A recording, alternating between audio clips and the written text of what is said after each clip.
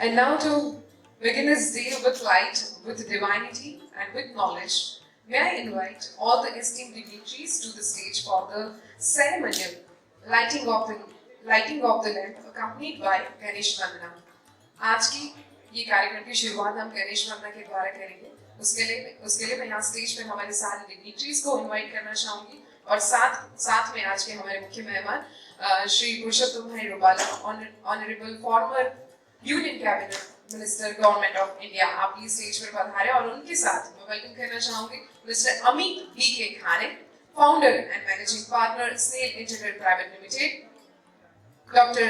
M.S. Rao, Chairman BioAgri Next Organization Committee and former Principal Scientist and Head of Entomology and Nematology Division, ICAR, IIHR Bangalore, India. Also, I want to invite on stage Dr. Ajay Ranka, Co-Chair BioAgri Next Organization Committee and Chairman and MD Zydex Group. Dr. C.K. Timbadia, Vice Chancellor, Gujarat and Natural Farming Science University, Halol, Gujarat. Mr. P.D. Palasana, IAS, Additional Secretary, Agriculture Department, Government of Gujarat, please now on the stage. Mr. P.D. Palsana. Also, I want to invite on stage Dr. Mukesh Patel, co-founder and MD of Agri-Land Biotech Limited.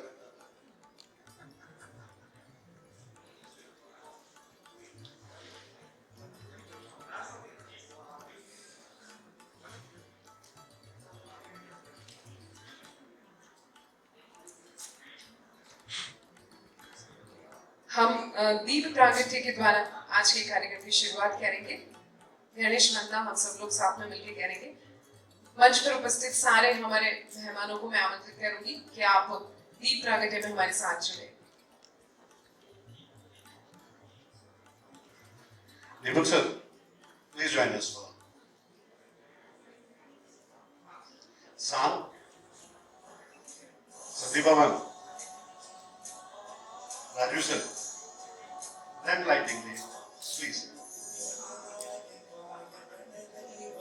Sam.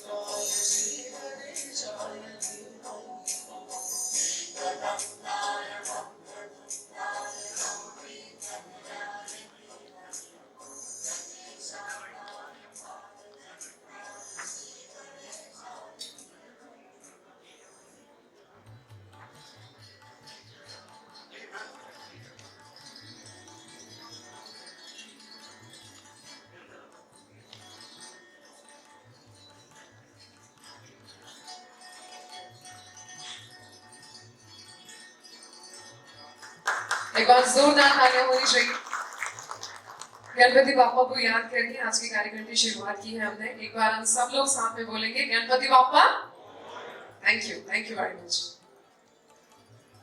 And now I want to invite on stage who is a visionary entrepreneur and driving force behind this very platform. Please join me in welcoming the founder and managing partner of Snail Integrated Private Limited, who will welcome all of you. Let's welcome Mr. Amit B.K. Khare. Thank you. First of all, I would like to say thanks to all of you. इतने short notice में आप लोगों ने support किया और केम छो मुझे इतनी ही आती है।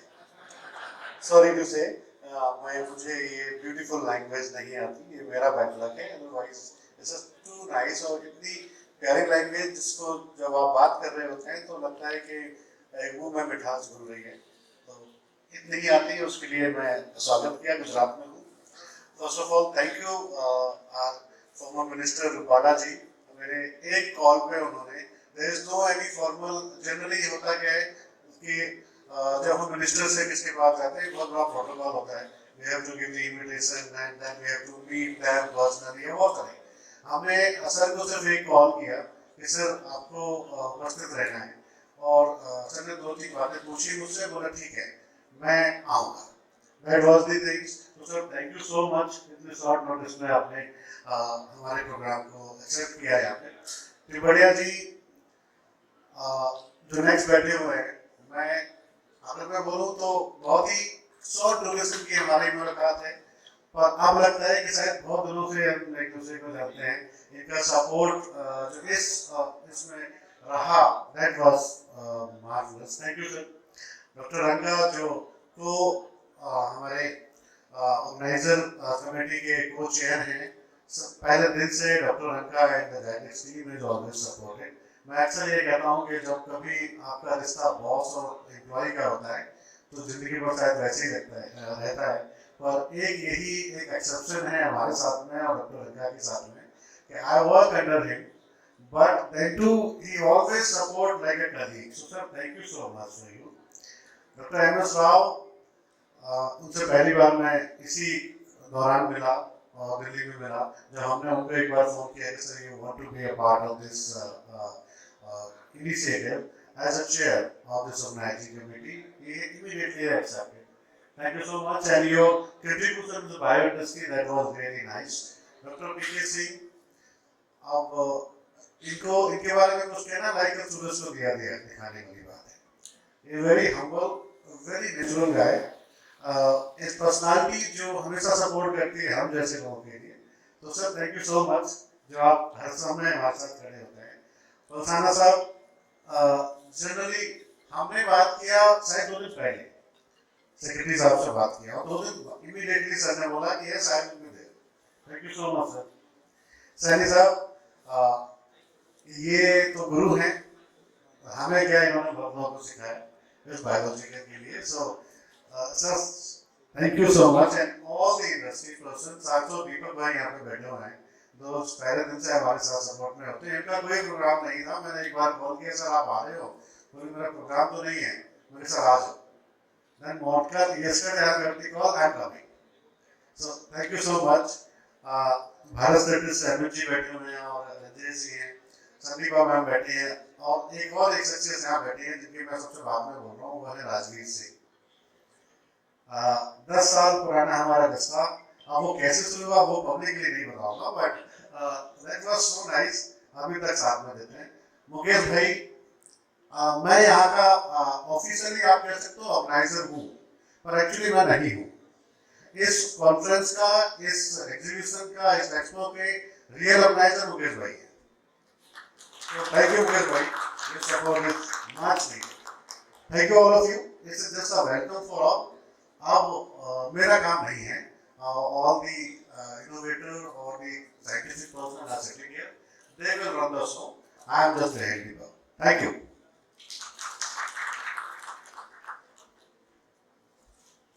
Thank you very much, Mr. Amit, for welcoming all of them. And now, next, I want to invite on stage for them. For him, I want to say, some voices carry the weight of experience and the light of wisdom. Please welcome a gem of agri research, the ever committed and deeply respected Dr. M.S. Rao. Everyone, put your hands together and let's welcome Dr. M.S. Rao.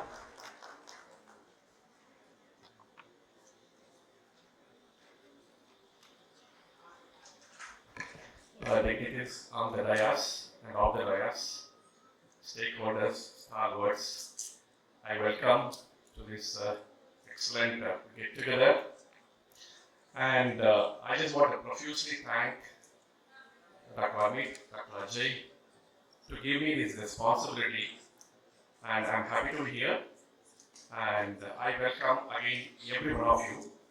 See, today we are here. I just want to tell about the rationale and the premise of this particular conference. So we are in a situation where the soils are sick. We know that the excessive chemicalization has affected the microflora in such a way that the productivity has affected in a great way. And we have a soil actually which is harboring a lot of pathogens, fungus, bacteria, nematodes. So the farmers are, there's a, the bound to use the chemicals. That's the situation that we have got. We realize that actually that is not the way. So it talks about actually, so bio agri next. So next, what we have to do? So this is the situation what has happened after the Green Revolution. We had to do. Everybody knows the whole journey of the Indian agriculture till now. So next, what we have to do? What we got to do is actually we have to think about the soil microbiome, beneficial microbes which are to be present. So they are depleted in such a way that we have lost almost 90% of the microflora for the last 3-4 decades. Our soil was organic, fertile, profitable and productive 40 years back. But then over the 4 decades, now it has become unprofitable and unproductive and soil sick. So next, what we should be doing, as in the conference, what we have to do actually is that we understand the disease, the suppressive nature of the microbiome. That is what we have to bring in. Biologicals play a great role. Biofertilizers, biopesticides will come in the way for the sustainable agriculture. Microbes. So I have worked for 30 years and developed, biopesticide technologies given to 18 industries. Now, nobody can say that the biopesticides and biofertilizers are not available in the country. Every part of the country, these biopesticides are being produced. The farmers have to be made aware that it has to be used, how it has to be used, and then the delivery system has to be, informed. So there is a great role for all of you as stakeholders that you got to be doing and delivering in this particular place a packages, a holistic approach, an integrated system, a sustainable system where the microbiomes and the micronutrients matrix will completely be filled in such a way the soil becomes productive. Soil will be useful for next few generations. Soil should not degenerate for a few more years. What the scientists are predicting throughout the world is actually the life of the soil could be probably around 5-6 decades, but it should not happen. The BioAgri Next, gives the direction to the whole world and to the India that what we should be doing the next in this particular situation. That Ajay and all of you actually will have the packages. Industry made a great dent in this country and doing a lot actually. We are meeting in the 5-star hotel, but the industry, I know in the hot sun, they are working with the farmers, training the farmers, empowering the farmers. So our role in this particular conference is that to come out with the technologies and holistic approaches to empower the farmer, to uplift the farmer, to be able to bring the sustainability in the cropping systems, organic farming systems, and then the natural farming systems should be profitable and also productive. So how it has to be made? You have the role to convey and to give this message. Farmers are suffering. Farmers are struggling. They need to be hand-holding. So industry can do this. Industry has a great role. Industry has a responsibility, and you are the soldiers and you are the techno agents for the whole country to be able to deliver these technologies. I would like to thank everyone who are here for giving me this opportunity. This is the direction that we have to think. This is the direction that we have to deliver. This is the proceedings that we are going to come out actually for the National Agricultural Research System. Should be a farmer-centric, research. A farmer-centric technologies have to come from the National Agricultural Research System, and also the industry has to come out with a holistic technology, taking care of the soil health, plant health, having the excellent plant microbiome, which will help the human microbiome. We are all having so much amount of sickness. Cancer is increasing in this world in a rampant way because of the excessive use of chemicals. We don't want to use the chemicals, filled the vegetables and fruits and any food grains. We want a sustainable, residue-free vegetables and fruits for the whole community in the country and the whole world. That is the focus, and that is a a strategy that we are going to have at the end of this particular meeting. We are going to come out with the strategies and also the technologies, eco-friendly, sustainable for the whole country to become sustainable in the near future. Thank you. God bless.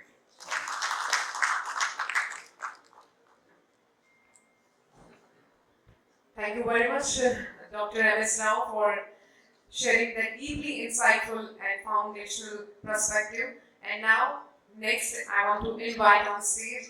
For him, I can say, the theme of today's conference blends legacy with future. To help us understand this delicate balance, we now invite a scientist with the soul of a storyteller. the co-chair of the BioAgri Next Organizing Committee, Dr. Ajay Ranka. Put your hands together and let's welcome him.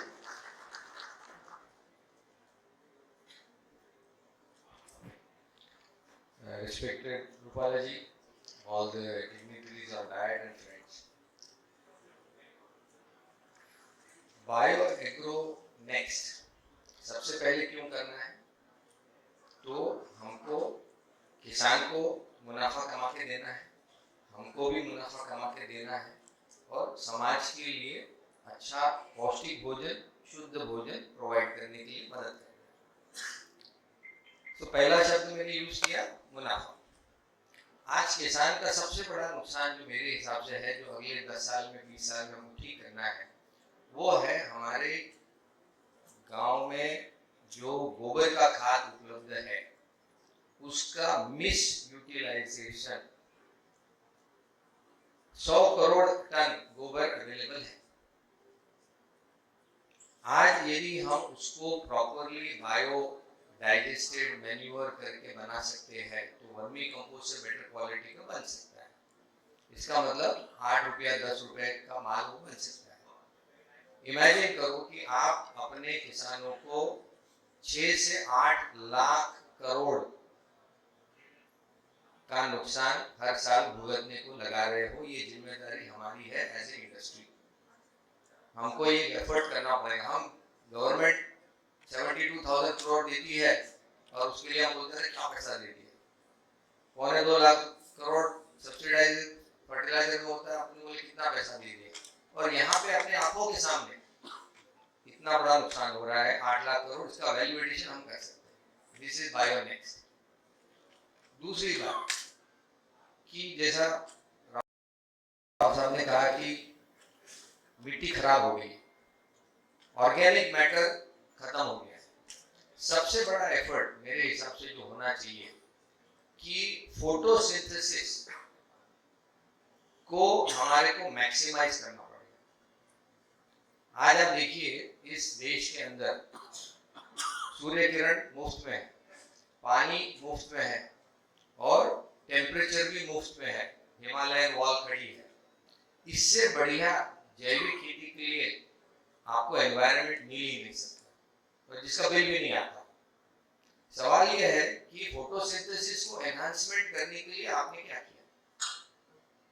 आज आप देखिए बड़ा interesting है ये कि as an industry, as universities, हमारे यहाँ पे फोटोसिंथेसिस के ऊपर फंडामेंटल काम होता ही नहीं है। होना चाहिए। And this is bio next कि किस डायरेक्शन में जाना है। जब तक आप बायोमास को जनरेट नहीं करेंगे पर स्क्वायर मीटर, तब तक नहीं हो सकता। और इसका सारा जो सॉल्यूशन है वो बायोलॉजी में इसलिए है कि आज हमारा जिसको फंगल टू बैक्टीरिया रेशियो कहते हैं, F/B, एकदम गलत हो गया। जो 3:1 होना चाहिए बायोमास, यानी फफूंद की जो संख्या होती है वो 3 टाइम्स वेट ज्यादा होना चाहिए। पूरा बिगड़ गया। दिस इज बायो नेक्स्ट कि हमको फंगल डोमिनेंस इंप्रूव करना है और उसके अंदर इंडस्ट्री का रोल है, जिससे हम जिसको हम कहते हैं कि ड्राई बायोमास जनरेट ज्यादा कर पाएंगे। टारगेट आपको देता हूं 3 kg ड्राई बायोमास पर स्क्वायर मीटर ग्लोबल अचीवमेंट हो चुका है। हम 2 किलो भी करें 2 kg पर square metre, we are talking about 8 metric tons of dry biomass. That means almost 2.5 to 3 tons of carbon sequestering we can do every crop cycle. That's the bionext, and we are going to do that through biology, through photosynthesis. If I come to the bionext, all our biopesticides जिससे हम crop protection करना चाहते हैं organic transition के अंदर, today we have no solution for how do you protect them from abiotic stress. जब बहुत तेज धूप आती है, जब पानी का अभाव होता है, तब आपकी बायोलॉजी को प्रोटेक्ट कैसे करेंगे। आप बायोपेस्टिसाइड मारते हैं, आज अच्छा रिजल्ट आ गया, कल नहीं आया, कंसिस्टेंसी नहीं। इसके लिए भी टेक्नोलॉजी आ गई है कि how do we retain moisture on the leaf. How do we protect the plant from the abiotic stress? This is BioNext. इसके ऊपर हमारी इंडस्ट्री को काम करना पड़ेगा कि how do we make our products consistent. किसान चाहता है जाओ बाजार से लो, मारो और घर चले जाओ, और उसको हर बार रिजल्ट चाहिए. यहाँ पे लैक्यूना है. This is BioNext. बातें करने के लिए बहुत बातें कर सकते हैं, बट थोड़े से पॉइंटर्स मैंने दे दिए. तो एक लास्ट पॉइंटर देके छोड़ूंगा जहां पे मेरा खुद का कंट्रीब्यूशन है. मिट्टी को नरम और भुरभुरी 1 महीने के अंदर कैसे बनाना, और मिट्टी को 1 महीने के अंदर रीजनरेट कैसे करना. This is the work which I have done as a scientist. I am not an agronomist, but as a polymer scientist, as a physical scientist. Today with the polymer technology आप मिट्टी को एकदम नरम और भुरभुरा within 1 month कर सकते हैं. गैस एक्सचेंज इंप्रूव कर सकते हैं, वाटर होल्डिंग कैपेसिटी इंप्रूव कर सकते हैं. और यदि आपने किसानों को सिखा दिया कि गोबर खाद को कैसे अच्छा करना, उसकी भी पूरी टेक्नोलॉजी है, फंगल डोमिनेटेड करो, तो आपका बायोमास 1 महीने के अंदर बढ़ सकता है. हमारे यहाँ पे सारे वातावरण पूरा अनुकूल है, यानी temperature and the entire ecosystem supporting the entire regeneration of soil. ये हो सकता है. Let's do all this together and let's see if in next 25 years we are transiting, we are making India organic, natural based principle and also profitable. And the profit is going to come from exports. So we as a community must help our farmers to earn $1 trillion in next 20-25 years by improving the nutrition, by meeting the standard of zero chemical in terms of toxicity, and at the same time improve the taste and the aroma of the food which we eat. We must love the food which we eat. Thank you very much.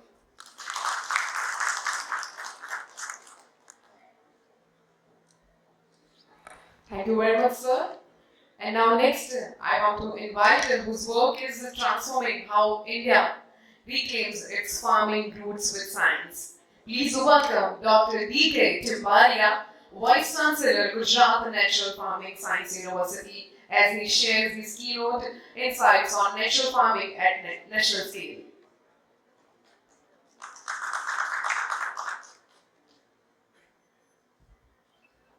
नमस्कार.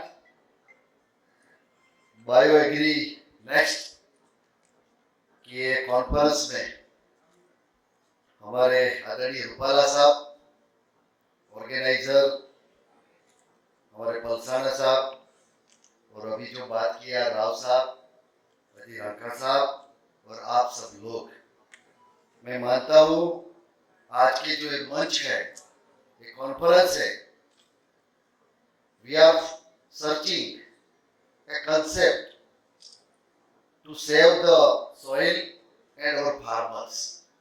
इस सिलसिले में बहुत सारी बात पूरा दिन होगी. मेरा परिचय विश्व की एकमात्र गुजरात प्राकृतिक कृषि विज्ञान विश्वविद्यालय, हमारे प्राइम मिनिस्टर साहब का जो विजन है, और अभी national mission on natural farming भी अपने देश में लॉन्च हो चुका है.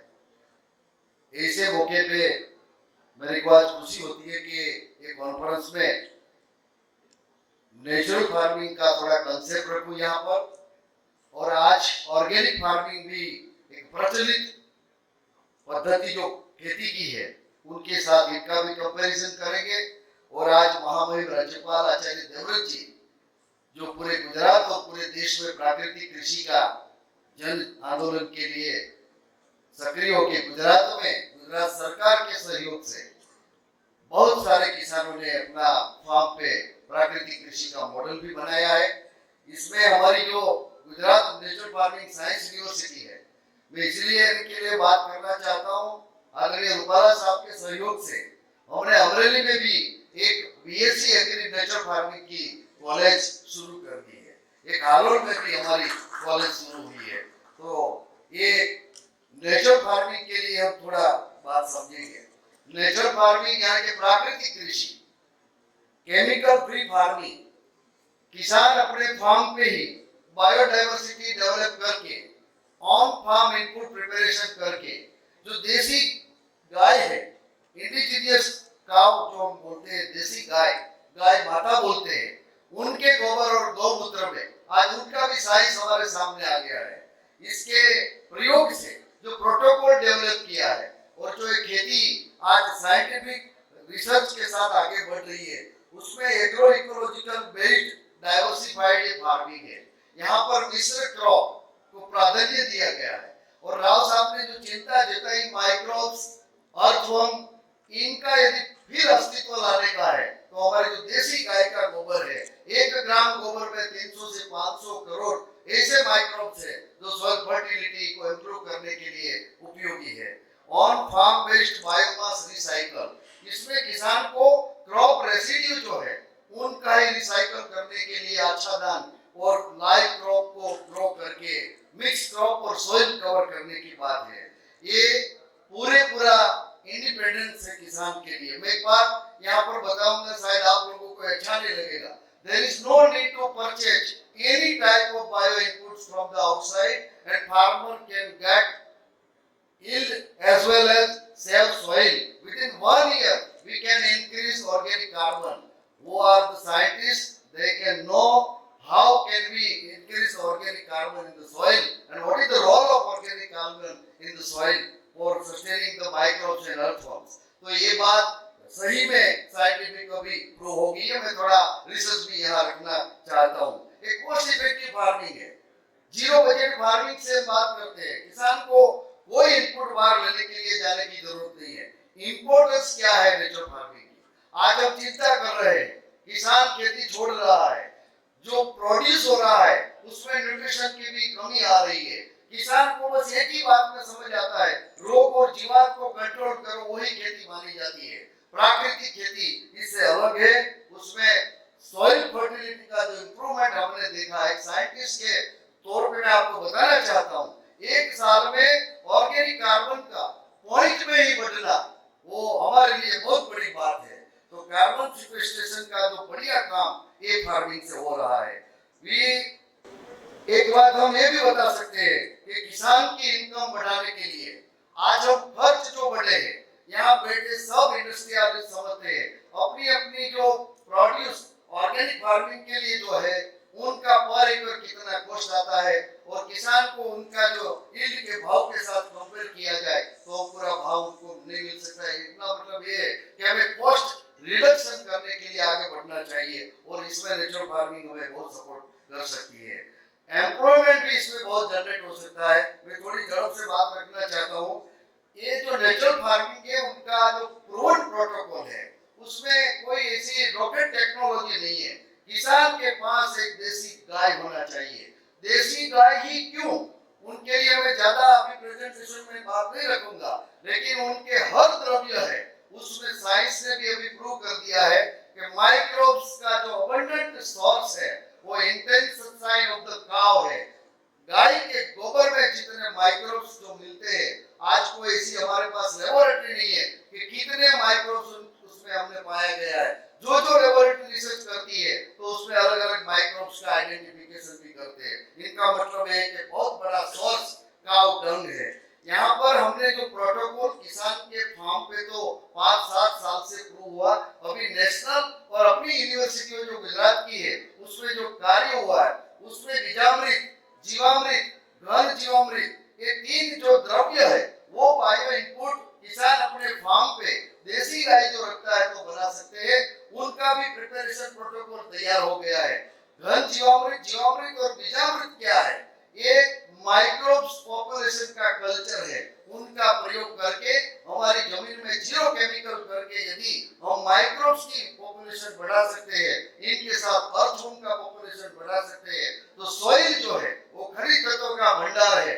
हम सब जानते हैं कि खनिज तत्वों को अवेलेबल करने के लिए माइक्रोब्स के बिना कोई अपन के पास ऐसा साधन नहीं है या तो कोई टेक्नोलॉजी नहीं है जो प्लांट को हम दे सके सॉइल में लगे और सॉइल में पूरा पोषक तत्व है उनको अवेलेबल करने के लिए माइक्रोब्स का हमें पॉपुलेशन बढ़ाने का है। इसमें एक आच्छादन की बात की गई है कि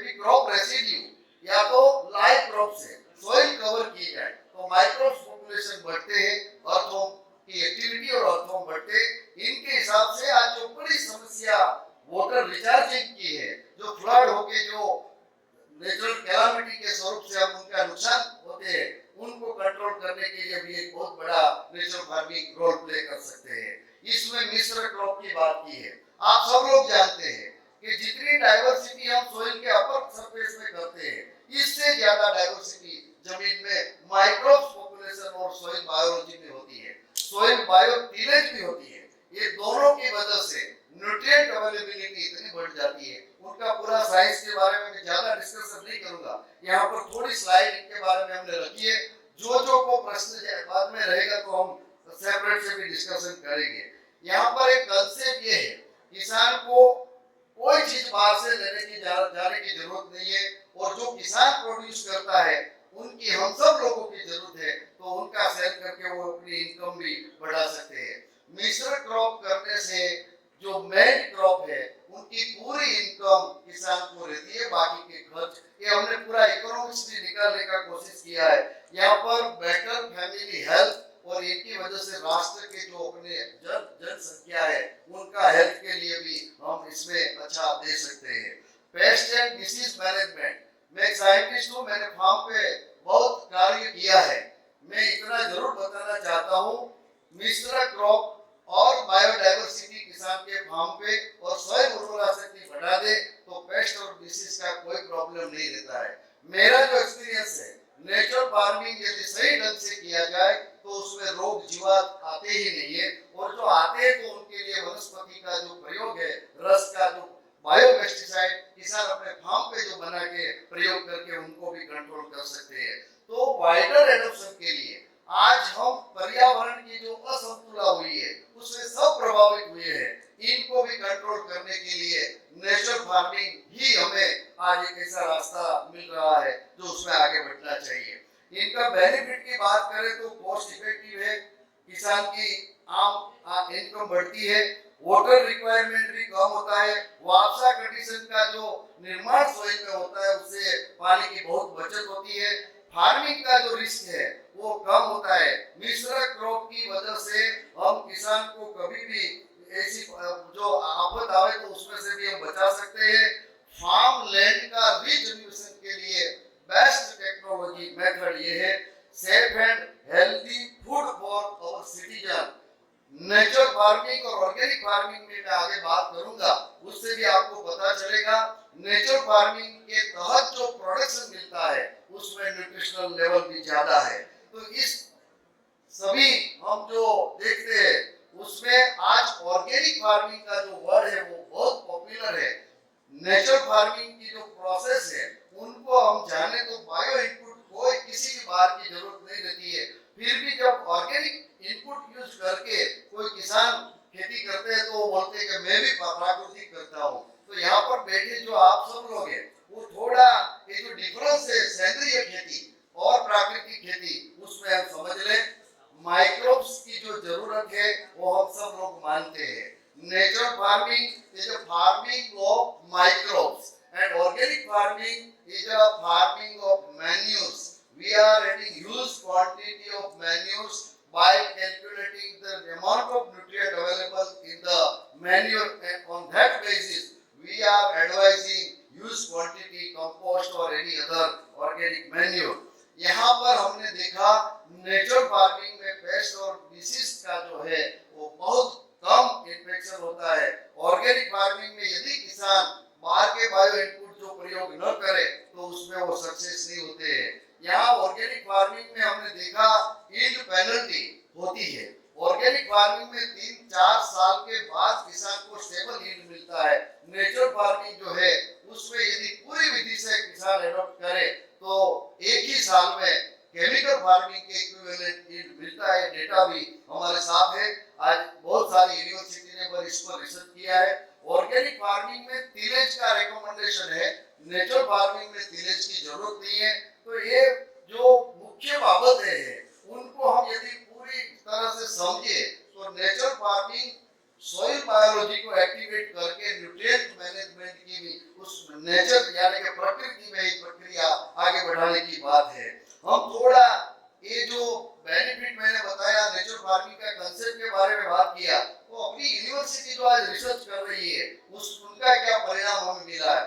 बहुत सारी दफे बात होती है कि ऑर्गेनिक फार्मिंग और नेचुरल फार्मिंग जो करे तो यील्ड कम होगा और इससे देश को कैसे हम पूरा पेट भरेंगे, लेकिन यूनिवर्सिटी ने साबित कर दिया है कि प्राकृतिक कृषि में कोई यील्ड रिडक्शन नहीं है। सही ढंग से ट्रेनिंग लेके यदि किसान अपने फार्म पे पूरी विधि एडॉप्ट करे तो उसमें यील्ड रिडक्शन नहीं है। हमारी आनंद कृषि यूनिवर्सिटी ने पैडी, वीट, पल्प मिलेट यानी कि बाजरी, ये सभी क्रॉप में रिसर्च करके बता दिया है कि यील्ड रिडक्शन नेचुरल फार्मिंग में नहीं है, उल्टा कॉस्ट रिडक्शन उसमें बताया गया है। इसी तरह दांतीवाड़ा एग्रीकल्चर यूनिवर्सिटी ने बताया उर्द एक कठोर जो है उनका यील्ड बढ़ता है और टर्मेरिक का जो हल्दी का यील्ड 2 गुना मिला है और उनके जो कर्क्यूमिन कंटेंट है उनका भी परसेंटेज उसमें हायर मिला है। इसी तरह जूनागढ़ एग्रीकल्चर यूनिवर्सिटी ने जितने एक्सपेरिमेंट लिया उनका कारण दिया है कि भाई ऑर्गेनिक फार्मिंग और केमिकल फार्मिंग की कंपैरेटिवली नेचुरल फार्मिंग में यील्ड अच्छा मिल रहा है। इसी तरह नवसारी एग्रीकल्चर यूनिवर्सिटी ने भी ग्रेन यील्ड पैडी में प्रयोग करके बताया है कि इसमें यील्ड की कटौती नहीं होती। तो यहाँ पर बेटे हम सब लोग थोड़ा ये सोचेंगे कि यदि किसान को हमें समृद्ध करने का है, सोइल को बचाने का है, तो ये पद्धति की ओर भी देख के अपने ज्यादा से ज्यादा किसान और हम भी इंडस्ट्रियलिस्ट इसी मोड में आगे बढ़े तो किसान नेचुरल फार्मिंग पे जाए और हमारा बहुत सारा प्रॉब्लम सोल्व होता है। यहाँ पर एक और रिसर्च कर्नाटक से ग्राउंड नट में जो किया है, टोमेटो में जो किया है, उसमें भी यील्ड ज्यादा मिला है। यहाँ पर तीन पद्धति का कंपैरेटिव रिजल्ट दिया है, कन्वेंशनल यानी कि chemical, organic and our natural farming. इसमें तो ये मेंशन किया है वो हाई स्टेटस दिखाते हैं। सभी जो क्वालिटी पैरामीटर है उसमें भी प्राकृतिक कृषि का परिणाम हमें अच्छा मिल रहा है। इसी तरह total microbial population in the soil उनके पर भी रिसर्च हुआ है और नेचुरल फार्मिंग जहाँ की गई है सभी जो ट्रीटमेंट है T1, T2, T3, 4 उसमें T1 में सबसे ज्यादा माइक्रोबायल लोड सॉइल में पाया गया है। इसी तरह हम जो देखें तो हिस्टोरिकल जो शिफ्ट हुआ है यहाँ पर मिनरल एंड टॉक्सिसिटी अमाउंट का राइस और वीट ये दोनों क्रॉप में 50 साल का तेलंगाना एंड वेस्ट बंगाल यूनिवर्सिटी का एक रिसर्च है।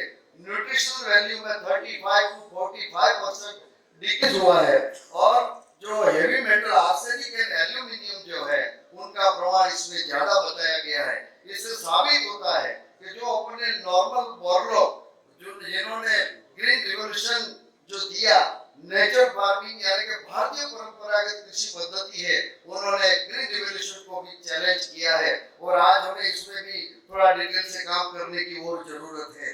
यहाँ पर जो देखे तो राइस, वीट और मिलेट की बात मैं इसलिए बताऊंगा, हमारे प्राइम मिनिस्टर साहब ने मिलेट के लिए बहुत और बाजरा के लिए हम सब लोग जानते हैं मिलेट की पोटेंशियलिटी और नेचुरल फार्मिंग को आगे बढ़ाने में बहुत बड़ा रोल है।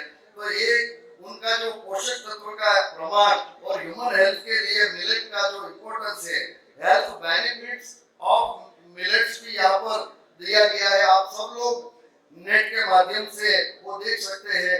लेकिन मैं यहाँ पर बात करूंगा जो माइक्रोब्स काव यूरिन, अभी इंडिजिनियस काव का ही हम इसमें क्यों आग्रह करते हैं, तो साइंटिस्ट लोगों ने काव यूरिन एंड काव डंग पे काम करके बताया है काव यूरिन डिसीज और फंगल को कंट्रोल करने में काम आते हैं और काव यूरिन का role growth enhancer and anti fungal agent के तौर पे काम आता है। इनका भी हमारे पास एक्सपेरिमेंटल रिसर्च और रिजल्ट है।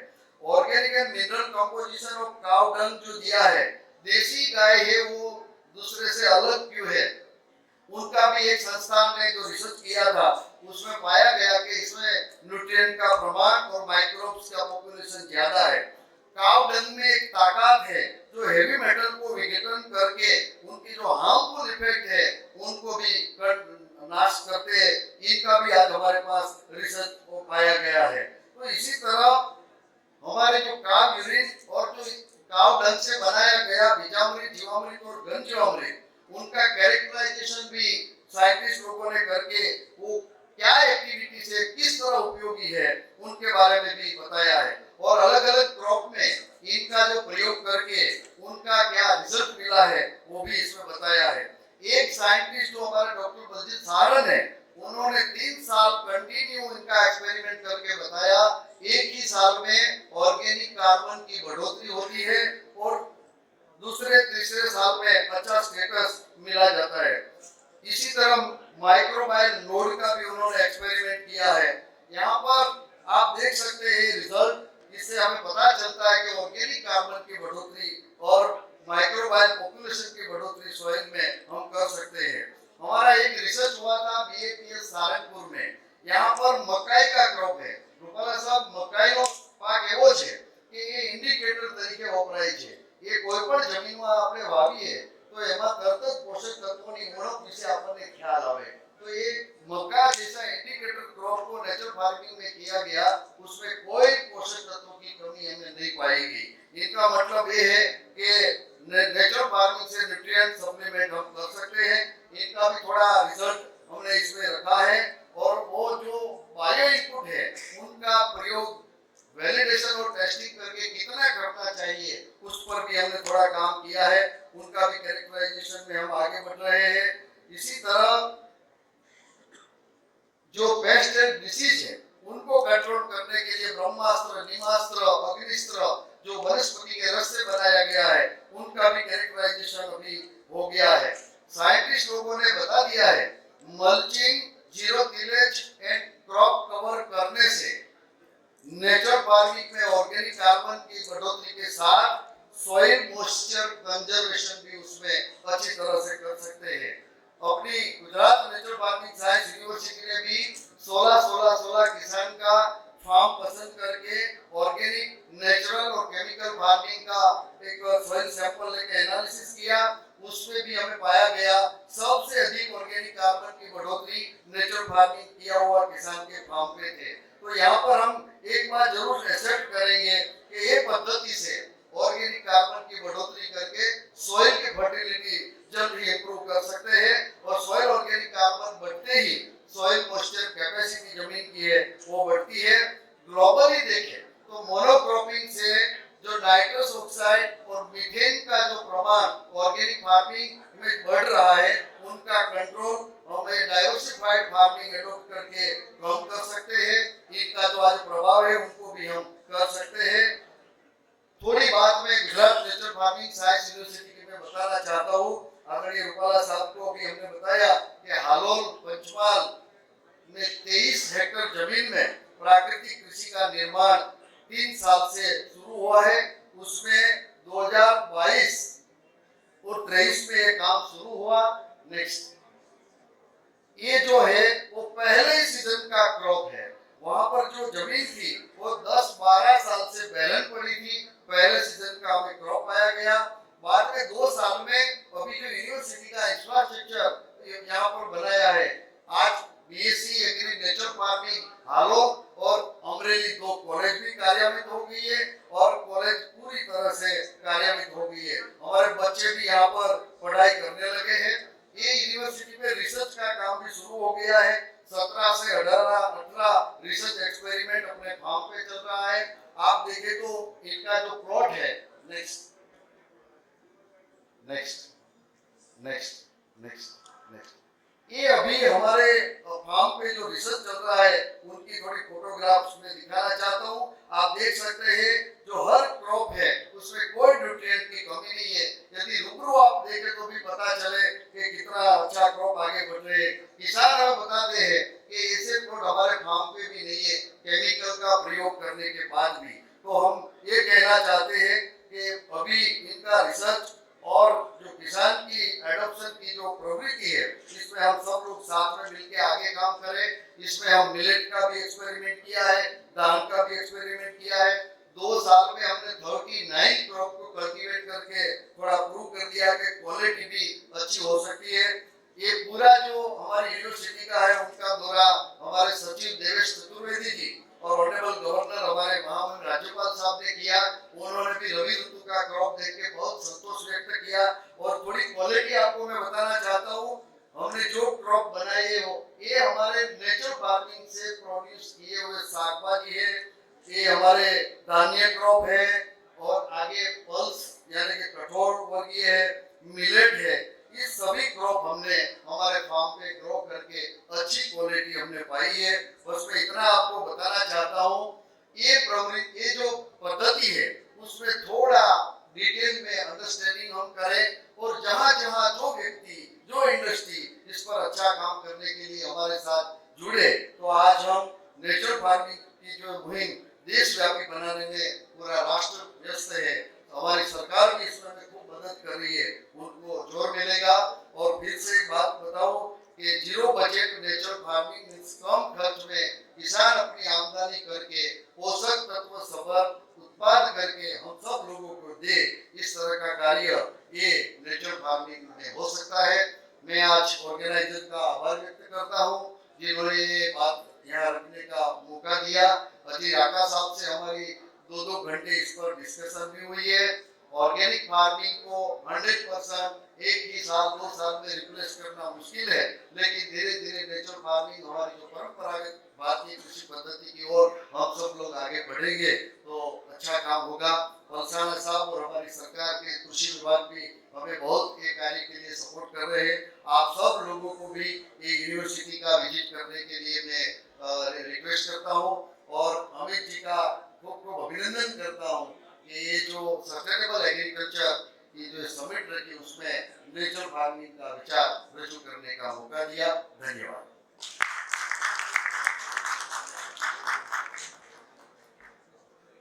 Thank you so much sir. आपको सुनने में बड़ा मजा आया और बहुत कुछ नया जानने में मिला। और अभी हम आगे बढ़ेंगे। Next I want to invite on stage whose leadership bridge governance and ground realities in the field of agriculture.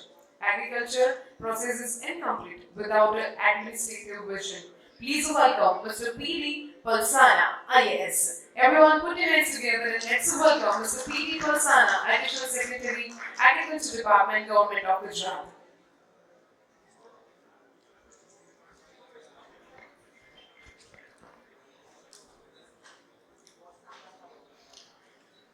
Good morning, everybody. BioAgri next global conference and expo 2025 के इस इवेंट में हमारे बीच आज के इस इवेंट के chief guest honourable past union minister Shri Purushottam Rupala साहब, हमारे Gujarat natural farming science university Halol के vice chancellor doctor C K. Timbadia, इस कार्यक्रम के इवेंट के ऑर्गेनाइजर्स खारे साहब,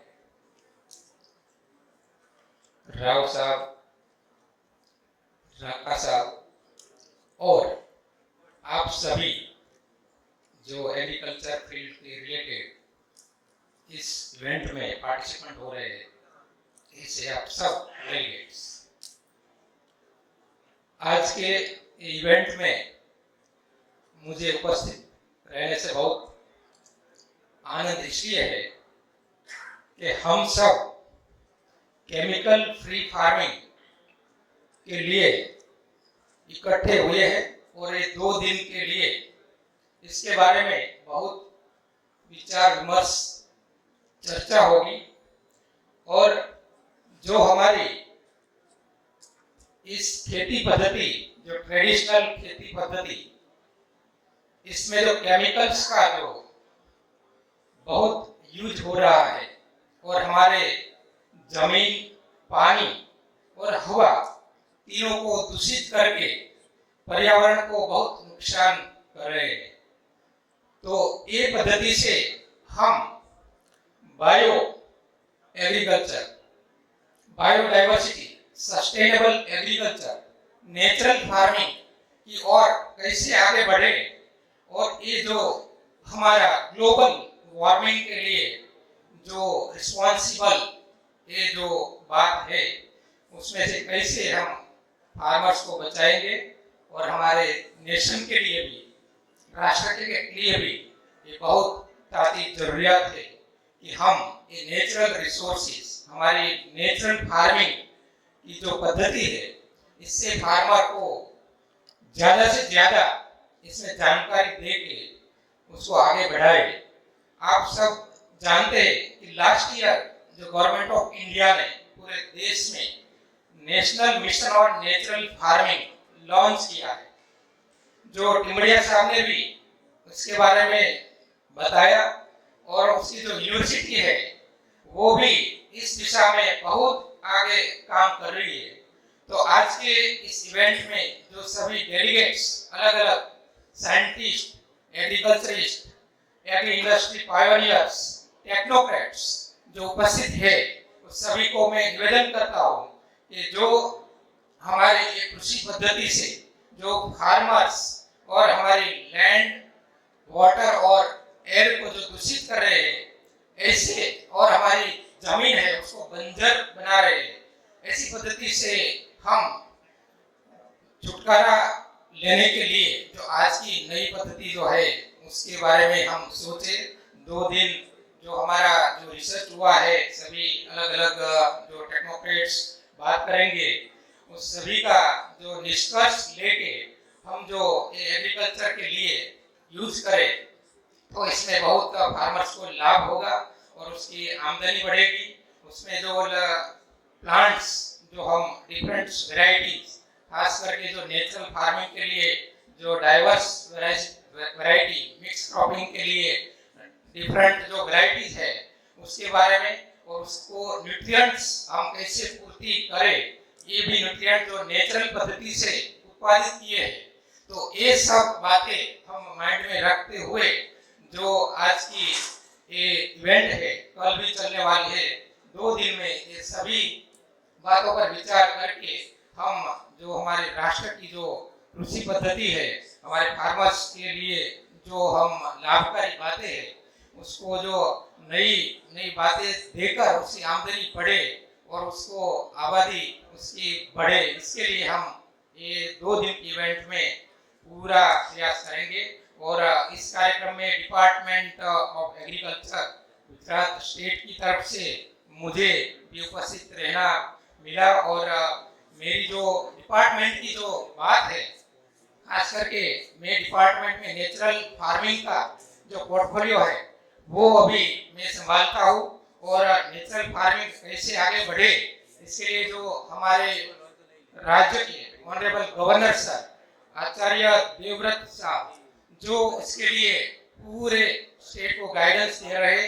अभी तो national mission of natural farming के लिए भी हमारे गवर्नर साहब पूरे राष्ट्र में इस बात को आगे बढ़ाते रहे हैं, और जैसे टिमड़िया साहब ने बताया, 0 बजट फार्मिंग के लिए जो पद्धति जो डेवलप की गई है उस पद्धति की तरफ हम आगे बढ़े और हमारा जो कृषि क्षेत्र है उसका विकास हो और हमारे फार्मर्स की आबादी बढ़े, उस बारे में आज की इवेंट में मुझे यहाँ उपस्थित रहने का जो मौका दिया उसके लिए ऑर्गेनाइजर्स का भी मैं बहुत धन्यवाद करता हूँ। और यहाँ मेरे 2 बेचमेट भी इस कार्यक्रम में जो टिमड़िया साहब और डॉक्टर मुकेश पटेल जो अग्रीलैंड बायोटेक प्राइवेट लिमिटेड, वो हम तीनों बेचमेट भी है NM college of agriculture Navsari के, और तीनों हम जो एक केमिकल फ्री फार्मिंग के लिए चिंता कर रहे हैं और इसमें हम आगे भी बढ़ रहे हैं, तो उसको भी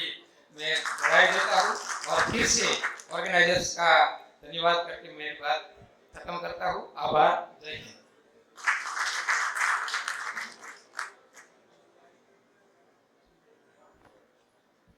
Thank you so much, sir. And now I want to invite on stage Dr. P.K. Singh, Agriculture Commissioner, Government of India. Please come here on the podium and please say a few words to all of them.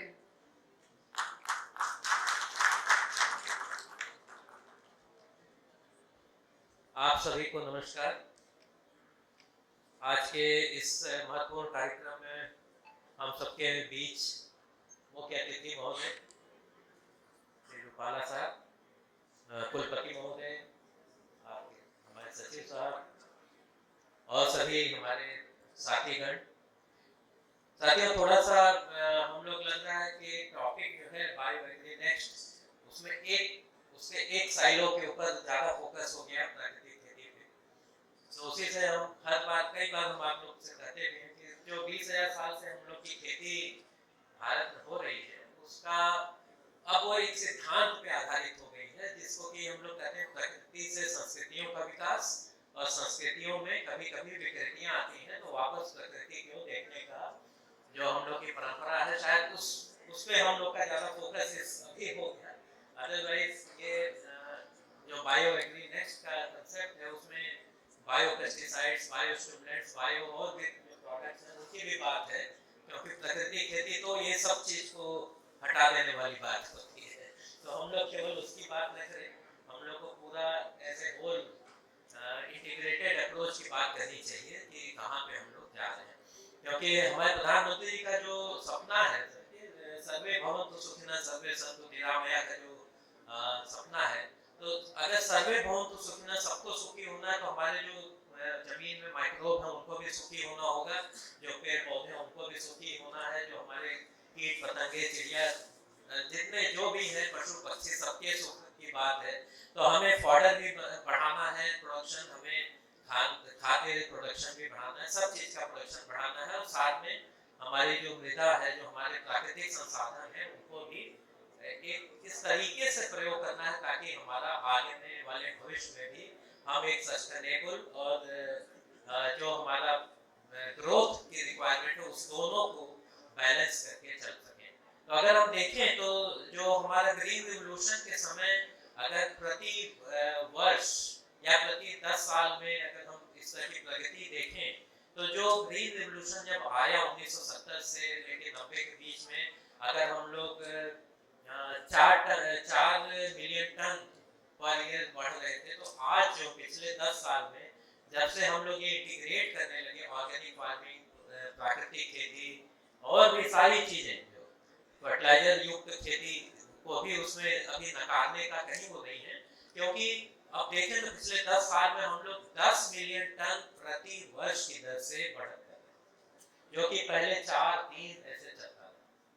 तो 2014 से 24 के बीच का जो गया है हमारा, आज 353 million ton हमारा खाद्यान्न का प्रोडक्शन है, हॉर्टिकल्चर का भी प्रोडक्शन बढ़ा है। तो इसमें टेक्नोलॉजी का बहुत बड़ा योगदान रहा है, और टेक्नोलॉजी हर फील्ड में, चाहे वो ऑर्गेनिक की टेक्नोलॉजी हो, चाहे प्राकृतिक की हो, चाहे केमिकल की हो, चाहे बायोस्टिमुलेंट की हो, जिस भी तरह की बायो पेस्टिसाइड्स की हो।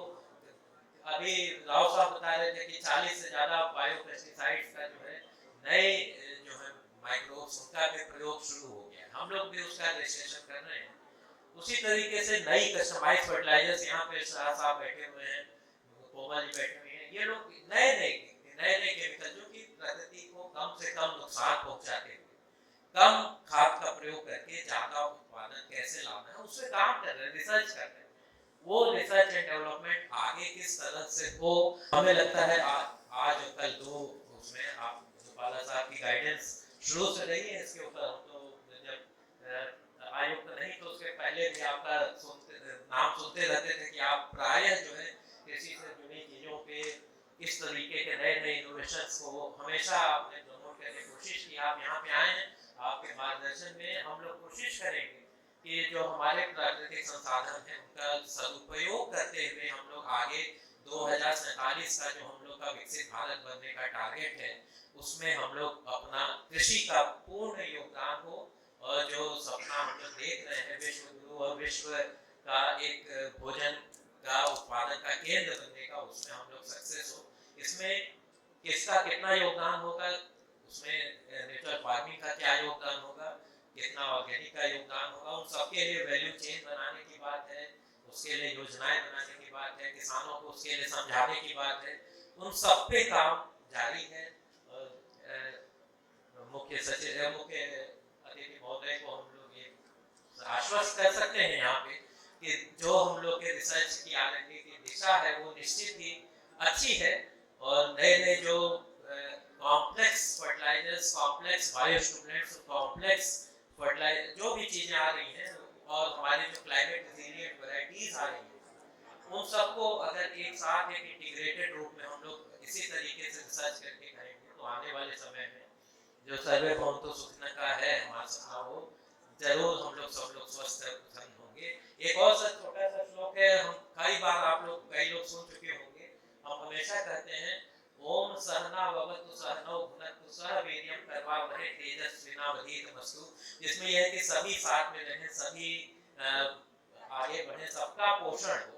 उसमें पोषण ही है इस श्लोक में। और सबसे अंत में है हमारी विद्या सार्थक, तो जो हमारा R&D है वो फलदायी हो, ये भी उसमें इस श्लोक में निहित है। तो इससे के साथ हम आप सबको यहाँ पे बधाई देते हैं कि बहुत अच्छा कार्यक्रम आज कहाँ गए हमारे आयोजक महोदय, दिख नहीं रहे हैं, कहीं लगता है काम में लगे हुए हैं। उनको बहुत बहुत बधाई कि आपने सबको यहाँ पे एकत्र किया है और मुख्य रूप से लुपाला साहब को यहाँ पे बुलाया और इस कार्यक्रम का उद्घाटन कराया। Thank you.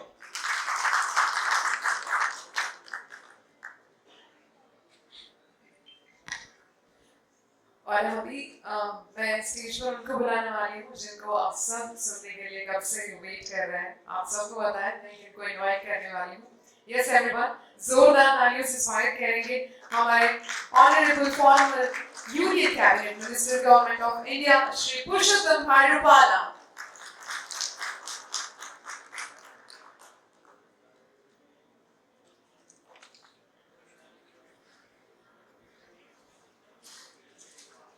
राम राम।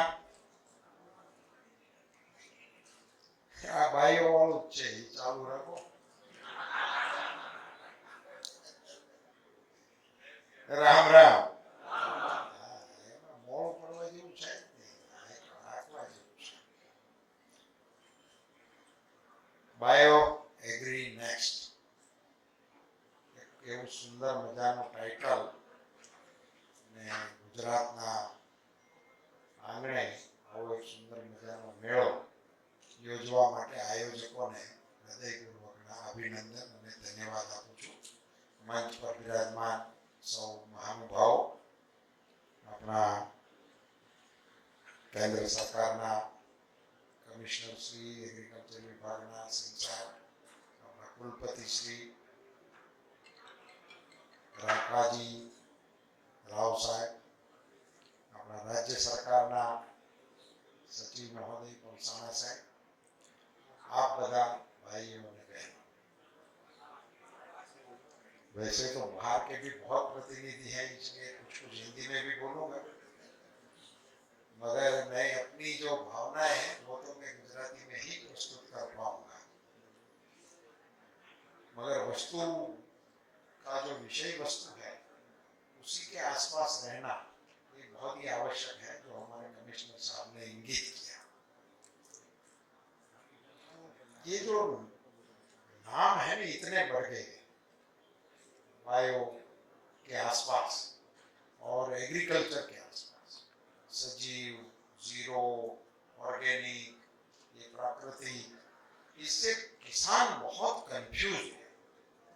ये बात आप सभी को बहुत मन से समझ लेने की आवश्यकता। आज एक साधारण किसान है, वो ये सारे शब्दों में उनका कहाँ पहुंच, कैसे समझ पाएगा कि मैं तो ये आप सभी को रिसर्च करने वाले साथियों को विनम्रता से अनुरोध करना चाहता हूँ कि आप इन सभी का नामकरण कुछ ठीक से करें, भारतीय नामकरण करो।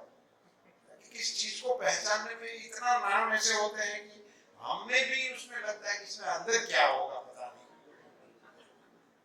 तो इसी पे कुछ करने की आवश्यकता है। तो ऐसे नाम अच्छे अच्छे छोटे छोटे सरल नाम से हमारी सारी चीजों में नए सिरे से किसानों के बीच जाने की आवश्यकता है। दूसरा, अभी यहाँ इतनी अच्छी बातें हो रही है जिसे सुनकर बड़ी खुशी हो जाती है। मैं बैठे बैठे बड़ा अच्छा खुश हो रहा था कि ये इतनी अच्छी चीजें हमारे बीच में है, आगे सोच रहे हैं, इतने प्रोमिनेंट लोग इसके लिए बातें कर रहे हैं, कुछ काम करने के लिए ठान के बैठे हैं, तो बड़ी अच्छी चीज लगती है। भारत सरकार, राज्य सरकार वो इसकी नीतियां इनको सपोर्ट में लग रही है। आपको नहीं लगता है कि ये कार्यक्रम किसी खेत में होना चाहिए? ये क्यों, ये हयात में क्यों होना चाहिए? और कोई समझे या ना समझे 1000 किसान इसमें क्यों नहीं बैठे, वो भी देखे ऐसा करके कि ये कौन आए थे वो दिल्ली वाले, उसने कुछ कहा था, ये कौन आए थे राका साहब, वो बता रहे थे क्यों वो मेरे खेत में नहीं करेंगे, उनसे जुड़ना चाहिए। मेरा विनम्र अनुरोध है कि ऐसे कार्यक्रमों को कम से कम, आपके पास जगह ना हो तो किसी भी मार्केटिंग यार्ड में करो, वहाँ किसान 500 ऐसे ही खड़े होते हैं बिना निमंत्रण के। हर सीजन में कोई ना क्रॉप चलता ही रहता है और किसी न कहीं से किसान वहाँ आते जाते रहते हैं और वहाँ सारी सुविधाएं भी होती है। आजकल गुजरात में आपको कार्यक्रम कभी भी करना हो तो गुजरात के किसी भी मार्केटिंग यार्ड में आप कर सकते हो, वहाँ अच्छी तरह से किसान आपको मिल जाएंगे। आखिर में ये सारी चीजें हमें उनको पहुंचानी है। अभी हमारी ऐसी कोई विधा ही नहीं है अभी बची कि हम इनको बुला के, वहाँ उनके सामने जब बैठ के बातें होती हैं तो वहाँ भाव, फिर खाद, फिर अच्छा, फिर पानी, फिर इंश्योरेंस, ये सारी चीजें आ जाती हैं तो वहाँ का गाड़ी डिरेल हो जाती है, उनका लक्ष्य और दूसरी चीजों पे चला जाता है। तो इसी में ऐसी अच्छी चीजें जो है वो फिर इसमें फोकस नहीं। एक सुझाव के तौर पे मैं आपसे बताना चाहता हूँ, क्योंकि ये मैं अभी आपको बताया ना, मैंने मंत्रालय में बताया हुआ था, उस समय में कहीं पे नोट में होगा कि हमारे मंत्रालय का किसी भी कार्यक्रम हो वो यार्ड में ही होना चाहिए, कहीं और जगह उसके लिए और कोई स्थान ही नहीं, उसी में ही अपना कार्यक्रम सभी का होना चाहिए। ये उसी समय मैंने बताया था, अभी भी मैं इसको फॉलो कर रहा हूँ। अभी ये समझो कि जैसे मैंने कंफ्यूजन के लिए तो ऐसे ही कहा, उसी में मैं किसी के पर वो करने के लिए नहीं कहा। अभी इसका हल क्या है, हमें और भी बातें करने में एक दो सावधानी बरतने की जरूरत है कि ये हम बोलते रहेंगे कि केमिकल फर्टिलाइजर का प्रयोग करते करते हम ये प्रदूषित पहुंच गए इधर, तो अपनी कौन सी थियरी है इसका विरोध करने वाली, अभी तक तो कहीं पे लिखी नहीं है। अभी तक तो हम इनका प्रमोट कर रहे थे, अभी कल तक तो हम ये कहते थे कि यूरिया इतना होना चाहिए, डीएपी इतना होना चाहिए। अभी हमने ही पॉलिसी बनाई है कि इस पर हमको इतनी सब्सिडी देनी चाहिए। आज भी हम गौरव कर रहे हैं कि इसका भाव नहीं बढ़ने देने के लिए हमारे प्रधानमंत्री जी इतनी राशि बजट से आवंटित कर रहे हैं। तो क्या ये दोनों चीजें कॉन्ट्रडिक्शन में नहीं जा रही? जा रही है। इसीलिए हमें बातें करने में भी अभी नए सिरे से सोचना चाहिए, ऐसा भी एक मेरा अनुरोध है भाषा के लिए। कैसा? सरलता से इसको समझने के लिए उदाहरण देना चाहूंगा। हमारे देश में भाषाओं को लेकर बहुत टकराव है, आजकल तो इसके और भी स्वरूप आ रहे हैं, इसमें हमें यहाँ नहीं जाना है वरना और न्यूज बन जाएंगे। वो इतना तीव्रता से चलता है क्योंकि भाषा है। और उसी में हम क्या कर रहे हैं, इंग्लिश ये तो मौसी है, हमारी मातृभाषा हमारी माँ है, हमें इस पर तो बल देना चाहिए। और आजकल सभी राज्य वाले बल में ही लगे हैं, तो ये बल देना, इसमें मैं मानता हूं कि कोई गलती नहीं, इसमें कोई खराब चीज है ही नहीं। सभी भाषाएं बहुत ही उत्तम है, सभी भाषाओं में अपना लालित्य है, माधुर्य है, सारी चीजें सभी भाषाओं। अब उसमें वो आवश्यक नहीं होते हुए भी हम ये कहते कि हमें इंग्लिश बना दीजिए, हमको ये करना नहीं चाहिए। अब उसका विरोध करने की जरूरत है। आप गुजराती के गुणगान गाओ ना, आप हिंदी के गुणगान करो ना, उसके वो नहीं जाना है वो कहने की जरूरत नहीं है, वो नहीं कहना चाहिए। हमें जो करना है वो ही कहना चाहिए। तो हमारे पास जितनी भी विधाएं हैं, अभी समझो कि हम सजीव खेती वाले हैं, उसको लगता है कि यही अच्छा रास्ता है, तो वो सजीव के बारे में ही बोले, वो फर्टिलाइजर को गाली ना दे, वो ये कहे कि भी हमारे से ये फायदा हो रहा है।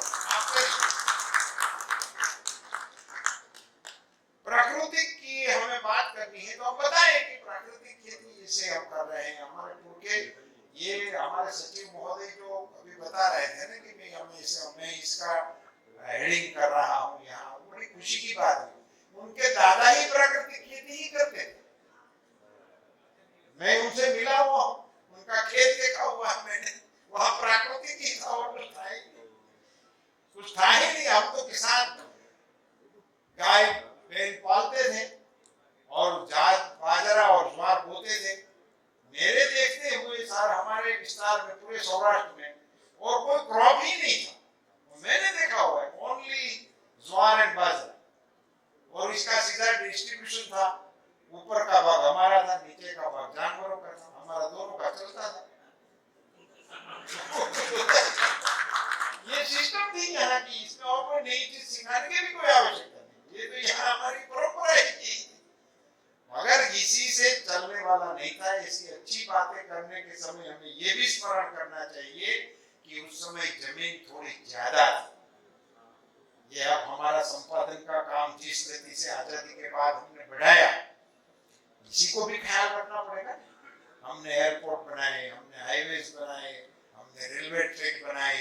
हम वो सारी बातें करते हैं तो पता नहीं रहता कि वो सारे हमारे खेत से ही जा रहे हैं, वो कहीं हवा में नहीं होता है, वो सारे हमारी जमीन पे हो रहा है। तो उसी के बावजूद, और उस समय हमारी आबादी कम थी, हम 50 करोड़ ही थे। जब शास्त्री जी के सामने अन्न की समस्या थी प्रधानमंत्री के तौर पर, तो उसके सामने आबादी 50 करोड़ ही थी। अब माता जी की कृपा से हम 140 करोड़ हो गए। हुए। तो उसके बावजूद उस समय हम अनाज विदेश से आयात कर रहे थे और हमें PL 48 के तहत दबाया जा रहा था। ये भी इंटरनेशनल मसला था। उसी के लिए शास्त्री जी को बोलना पड़ा था कि हम हर मंडे को उपवास करेंगे, हम आपके सामने झुकेंगे नहीं। और उन्होंने नारा दिया था, जय जवान जय किसान। वो इस सारी चीज को हमें भूल नहीं जाना चाहिए। तो उसी पर जो चले थे, तो कोई चलते चलते कोई मकाम ऐसा आता है कि जो ठीक नहीं लग रहा है, तो रास्ता मोड़ो, नया रास्ता ढूंढो, मगर पुराने वाली चीजों का अपोज करने में शक्ति व्यय करने की आवश्यकता नहीं है। उसी चीज में हमें जाने की कोई आवश्यकता नहीं। अब आप प्रस्तुत कीजिए ना, आप कहते नहीं है ये नई नई गाड़ियां हर रोज नहीं आती है, हमें ऐसा लगता है कि लास्ट साल हमने नई ली होती तो अच्छा था, ये मॉडल अच्छा गया। वो ऐसा अच्छा प्रमोट कर रहे हैं ना, तो वो किसी पुरानी गाड़ी का विरोध नहीं कर रहे हैं, वो हमें सीखने जैसा है। वो नया मार्केटिंग ऐसा करते हैं, जो नई चीज का हमें प्रमोट करना है, तो वो किसानों को हमें ये सब चीजों में ख्याल ये रखना है कि हमारी सारी चीजें समझने की किसको आवश्यकता है। अब आप बताइए हमारे इन भाषणों को वो कैसे बचा पाएगा,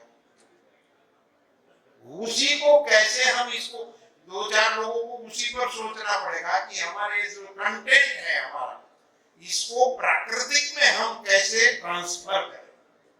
ये हमारा समस्या है कि वो किसान की समझ में आना चाहिए कि ऐसा करने से हमारा फायदा होता। मैं हमारे टिमड़िया जी को बगल में बैठे हुए बता भी दिया कि मेरा ही खेत है, आप इसको कन्वर्ट करो, 4 दम से लो, आपको फ्री में नहीं करना, बस कन्वर्ट करके कहो और बाहर बोर्ड लगाओ कि इसने जिस किसान ने ट्रांसफर किया है, आप जाके इनको पूछो ठीक चल रहा है गलत चल रहा है।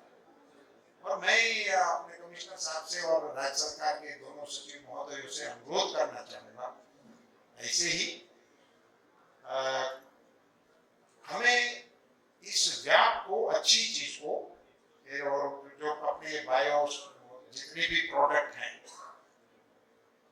उसी के प्रोडक्ट के जो पैकेज है, उस पर उनके कंटेंट को कंपलसरी बड़े अक्षरों में लिखने का आदेश देने की आवश्यकता है। आजकल जो किसान ले रहा है उसको पता नहीं लगता है वो क्या ले रहा है, और इसी के अवेज में हमारे देश की जैसे कुछ चीजें बहुत अच्छी है, ऐसे हमारे कुछ ड्रॉबैक्स, जिसको हमारा ये जड़ी बूटी वाले, वो कहीं से जड़ी बूटी लेके आ जाते हैं और गांव के बीच में बैठ के 20 साल का ये दर्द है दम निकाल देते हैं, ये 30 साल का ये है।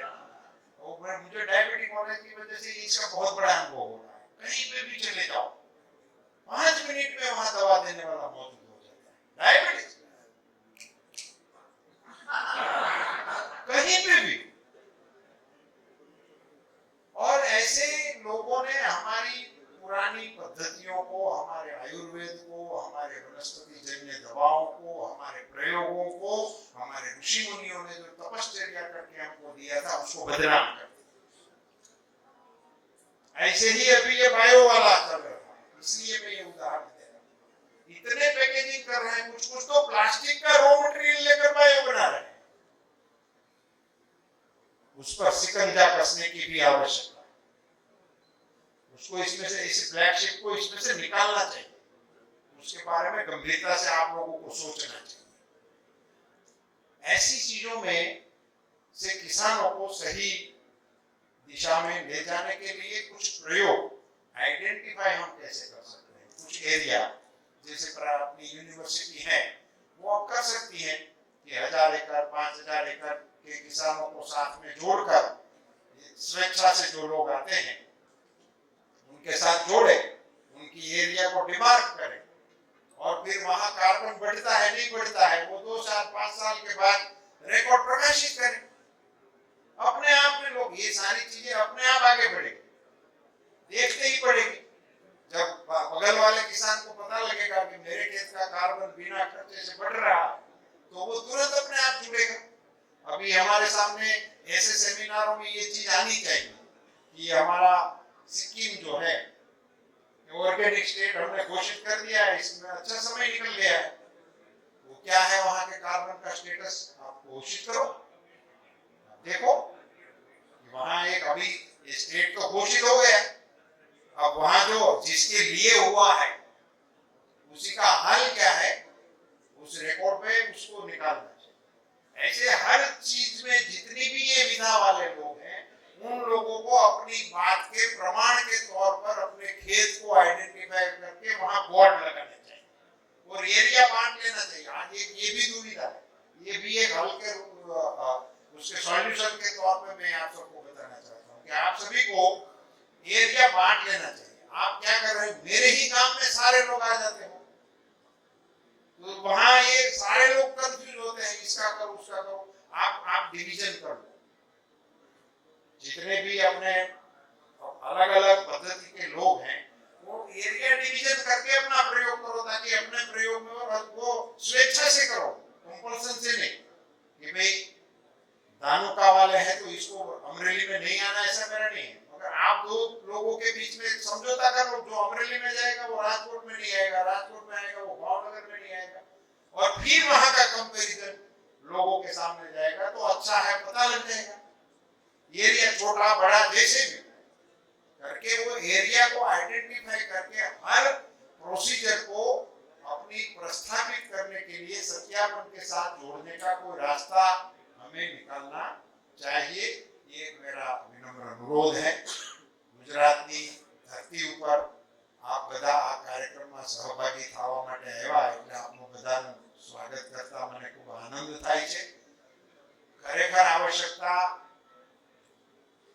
કોઈક દિશા પકડવાની છે એવું બધા મહેસૂસ કરે છે પણ ક્યાં ચાલવાથી શું થાય છે એની અંગે મતાંતર હોવાને કારણે ખેડૂત જમીન ઉપર થોડો કન્ફ્યુઝનમાં છે।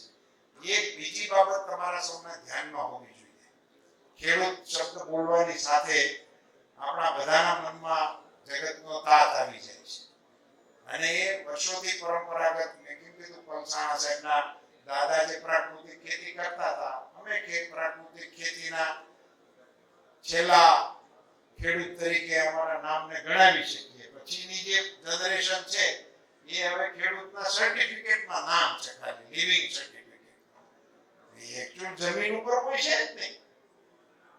ये મોટી સમસ્યા જમીન ઉપર છે એ હવે મજદૂર છે, એ આપણા ધ્યાનમાં હોવું જોઈએ। ખેડૂતો મેનેજમેન્ટમાં છે આજે હવે હું ખેતી અને તમે એવું ના માનતા કે મોટા ખેડૂતોનો વિષય છે। આજે 5 વીઘા વાળો ખેતી નથી કરતો, ये रोड ने काटे बैठो છે માવો લે અને એનો આવે કોઈ મજૂર અને એનું કામ શરૂ કરે એની રાહમાં બેઠો છે। ઘણી નવી નવી ચીજો છે એ સામાજિક રીતે આવેલા પરિવર્તનોનો પણ ભાગ છે। હું એવા લોકોને ઓળખું છું છે એ મહિલાને મોટરસાઇકલ લઈને ખેતર મૂકવા જાય છે અને પછી ત્યાં એમના એક બેન અમારા નીંદે પારવે પાણી પાય ચારો વાડી લે બધું તૈયાર કરે પાછો આ તેડવા જાય। એ જ્યાં સુધી અહીં પટલાઈ કરે છે કઈ કરતું જ નથી। એટલે જે કામકાજની અંદર પણ જે બદલાવો આવ્યા છે એને અનુરૂપ અમારે સમાધાન આપવા પડશે. એટલા માટે આ શબ્દ આ વિષય મેં અહીંયા કાઢ્યો છે સાહેબ કે હવે આ મજદૂરો જે છે ઈ ખેડૂતોને હોદન કમ્પેલ કરે છે. આવી એવી સિસ્ટમ છે તો ભાગ્યું રાખવું નથી રાખવું. હવે ત્યાં ખેડૂત પણ સ્વતંત્ર નથી. હવે મારે ભાગ્યું દેવું છે તો મારો ભાગ્યો ઈચ્છે એવી વ્યવસ્થાઓ હું આપું તો એ રાખવાનો નથી રાખવાનો તો હું બોરું છેડે છે. આ જે સિચ્યુએશન ઊભી થઈ છે એને અનુરૂપ સોલ્યુશનો અમારે આપવા પડશે. અને સૌથી અગત્યની ચીજ છે કે ખેડૂતોને સમજાય એવી ભાષામાં આ બધું ગમે તેમ કરી ટ્રાન્સફર કરો. નહીતર આમાં વાર બહુ લાગશે. કારણ કે આમાં શું છે કે આ આપણી એક પેઢી મથામણમાં હોય છે. મોદી સાહેબ આપણા મુખ્યમંત્રી બન્યા ત્યારે પેલું આપણે હેન્ડલું લેબ થી નેટ અને અહીંયા કૃષિ મહોત્સવ કર્યો અને આપણા યુનિવર્સિટીના વૈજ્ઞાનિકોને ઓફિસરોને ખેડૂતોની હારે ભેગા કર્યા ચોરા ઉપર. ત્યારે પહેલી વખત ખેડૂતોને નામને સામને મળ્યા. નહીતર તો ખેડૂતોને અમારી યુનિવર્સિટીમાં શું હાલે છે અને ત્યાં જવાય કે નહીં એ આપણે ખેડૂતોને ખબર નથી. અમારી યુનિવર્સિટી જવાય. હજી પણ આપણે વિચારવા જેવા મુદ્દાઓમાં હજી પણ કોઈ ખેડૂતોમાં એવી ચર્ચા કેમ નથી કે આપણે ક્યાં જોવા જઈએ અને જોવા જવું હોય ક્યાં જોવા જવું. આજે મારે માંડવી વાવવી છે. મારી માંડવીનું બિયારણ ક્યાં છે, કોણ એની અંદર સારા પ્રયોગો કરે છે, ક્યાં એના નમૂના છે, તો એ ક્યાં જોવા જવું એવું હજી આજે ચર્ચામાં નથી. આજે એવું કહે છે ચારધામની યાત્રા ચર્ચામાં છે. હેલિકોપ્ટર થી જવાની ફેસિલિટી એવી કે સી ચર્ચામાં છે. હવે બસો એવી મળે છે કે એમાં ખાલી આપણે ટિકિટ લઈને બેસી જવાનું, પછી કઈ ઉપાધિ નહીં. હવે ટ્રેનમાં એવી સુવિધા છે એ બધાને ખબર છે કે આપણે ટ્રેનમાં ટિકિટ લઈને બેસી જાવ પછી દર્શન પણ ઈ કરાવી દેશે, હોટલ ઈ કરાવી દેશે, જમવાનું ઈ કરાવી દેશે. આ બધી ખબર છે. પણ અમને હારામાં હારી ખેતી ક્યાં થાય છે ઈ જોવા જવી હોય ક્યાં જોવા જવું. અને ખાસ કરીને આપણા જે પેલા કેન્દ્રો છે કૃષિ વિજ્ઞાન કેન્દ્રો જે પ્રત્યેક જિલ્લા દીઠ મને એમ લાગે છે કે દેશના ભારત સરકારના કૃષિ વિભાગનું સૌથી સારામાં સારું કોન્ટ્રીબ્યુશન જો હોય તો એ કૃષિ વિજ્ઞાન કેન્દ્રો એમને ભારતના દરેક જિલ્લાની અંદર એને આપણે આ બધા પ્રયોગોનું સેન્ટર કેમ નથી બનાવી શકતા અને આપણા દેશના ખેડૂતોને ત્યાં વાળવા માટેનો પ્રયાસ આપણે કરવો જોઈએ ને એને એગ્રીકલ્ચરના એક્સટેન્શનનો ભાગ રાખવાની આવે છે. આપણે ત્યાં વિભાગમાં એક્સટેન્શન છે પણ એ એક્સટેન્શનના કેટલાય કાર્યક્રમોમાં મેં જોયું છે તો ફિક્સ જ ખેડૂતો આવે છે. મને કેમ ખબર પડી? એક વખત એક ખેડૂત મારી પાસે મળવા આવ્યો મંચ ઉપર અને મને મળીને કે સાહેબ હવે આના ભથ્થામાં કાંઈક વધારો કરો. એટલે મને તો આઘાત લાગ્યો. ખેડૂતને ને ભથ્થાને શું લેવા દે? किसान ने आकर मुझसे विनती किया कि इसमें अब इसके भत्था जो मिल रहा है उसमें बढ़ोतरी करनी चाहिए. तो मैं तो कुछ समझा ही नहीं. मैंने खेडूत ने कौन भत्थू आपने? मेरे मन में था किसान को कौन पैसा देने वाला है. तो वैसे सोचा ही नहीं था कभी. बाद में पूरी इंक्वायरी की तो पता लगा कि हमारे कार्यक्रमों में जो किसान आते हैं उसको हम दैनिक भत्ता दे रहे हैं. इसीलिए वो परमानेंट आने वाला है उसको ही पता रहता है कि भत्ता बढ़ाना चाहिए. तो उसी में से हमें बाहर निकलना चाहिए और रेगुलर जो कृषि कर रहे हैं वहां तक हमारे प्रोग्राम को पहुंचाने का कोई अच्छा और मौलिक तरीका बनाना चाहिए और उसमें कृषि विज्ञान केंद्रों को हमें और अधिक से एक्सेसिबल कैसे हो सकते हैं वहां ये सारे ये जो विधा है उसी को ऊपर डिवीजन आप कर सकते हैं कि ये सजीव खेती का कृषि विज्ञान केंद्र है, जाओ देखो उसमें क्या हो रहा है वहां मिलेगा. ये कृषि विज्ञान केंद्र है वो प्राकृतिक खेती का निदर्शन की जगह है, जाओ और करो वहीं और कुछ मिलेगा नहीं. तो पता लगेगा कि क्या कैसे हम आगे बढ़ रहे हैं. एक बात सही है और जो सभी ने बताई उसी को मैं कहता हूँ. हमारे कमिश्नर साहब बता रहे थे कि अभी हम ही स्वस्थ रहे ऐसा नहीं चलेगा. अब हमारे पशु भी स्वस्थ होने चाहिए, हमारी वनस्पति भी स्वस्थ होनी चाहिए, हमारे आसपास की पूरी सृष्टि स्वस्थ होनी चाहिए. और इसी के लिए अब दुनिया में एक नया कॉन्सेप्ट शुरू हो गया है और संयोग से भारत सरकार ने भी उस उसमें बहुत बढ़ चढ़कर आगे बढ़ दिया है वो वन हेल्थ। वन हेल्थ करके जो कॉन्सेप्ट आया है वो उसी का ही कारण है। उसमें अभी सभी को एक साथ सभी क्षेत्रों को जोड़ के आगे बढ़ने की बात हो रही है।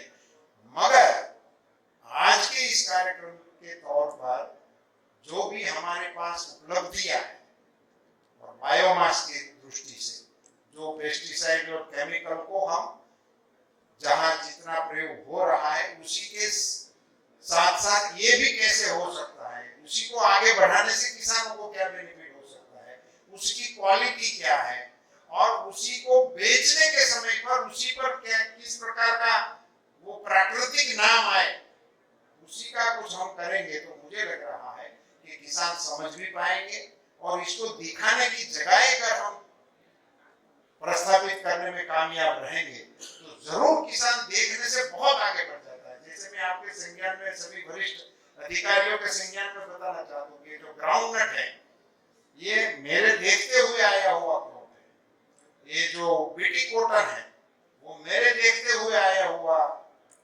प्रयोग है और ये दोनों में हमने कोई मार्केटिंग नहीं किया है और किसी को बहुत समझा बुझा कर किसानों को समझाया नहीं है। वो किसानों ने देख लिया बगल वाले खेत में कि इसको हमसे 2 गुना हो गया और दूसरे बार कहीं से भी ढूंढ के ले लिया। तो ऐसे होता वो कहीं हमारे संबंधियों में निकला कि ये हमारा ग्राउंड नट का अच्छा नया बियारण आया है तो मिलते थे वहीं से लेके आगे बढ़ जाते थे। तो वो देखने से ही किसान इसमें आता है। ये जो इनकी मानसिकता है उसका प्रयोग हमारी इन सारी विधाओं में हम कैसे कर सके उसी दिशा में सब साथ मिलकर प्रयास करेंगे तो अवश्य ही। और अभी जो दुनिया में चल रहा है वो सभी चीजें पृथ्वी कोर है उसी प्रकार उसी दिशा में जा रही है। अभी हम सूर्य ऊर्जा की ओर जा रहे हैं तो हम तो सूर्य उपासक देश ही थे, सूर्य मंदिर हमारे यहाँ ही और कहीं कंट्री में है नहीं, हम ही थे उसके उपासक से, तो उसी की ओर हम जा ही रहे। सभी आप देखते होंगे तो सारी चीजें जैसे वो राउंड होकर पृथ्वी का घर छेड़ो ये मुझे आपको वाक्य से फरीથી બધા ત્યાં આવતા જાય છે। હવે 5 સ્ટાર માં બાજરાનું મેનુ આવી ગયું ને એટલે હવે ત્યાં પાછા આપણે આવી ગયા, આપણી પાસે કોઈ બીજો વિકલ્પ જ નહોતો। એને ફરીથી આપણે ત્યાં આવ્યા છીએ તો જે આવ્યા છીએ એને સમજણપૂર્વક ખેડૂતો અપનાવે। ખેડૂતોને માટે અત્યારે પ્રોબ્લેમ એટલો બધો આવે છે કે હું આમ ટીવી ખોલું છે અને તરત જ આવે આમ ફરાકને ચૂસ્યા છે, ઈળો છે, લાલ છે, એટલી બધી દવા લેવા જરૂર એક જ ભાઈ હું દર અઠવાડિયે નવું એક જ છું એવું કેવી રીતે ચાલે? એને પ્રમાણિત કરવા માટેના આપણે પ્રયાસો કરી અને લોકોને લોકભોગ્ય ભાષામાં આપણે પીરસવાનો પ્રયાસ કરીએ। એમાં આવા કાર્યક્રમોનો ઉપયોગ આપણે કેવી રીતે કરી શકીએ એને ખેડૂતો વચ્ચે લઈ જવા માટેનો પ્રયાસ એ મારું એક નમ્ર સજેશન સાથે આપ સૌનો ખૂબ ખૂબ આભાર। ભારત માતા કી જય।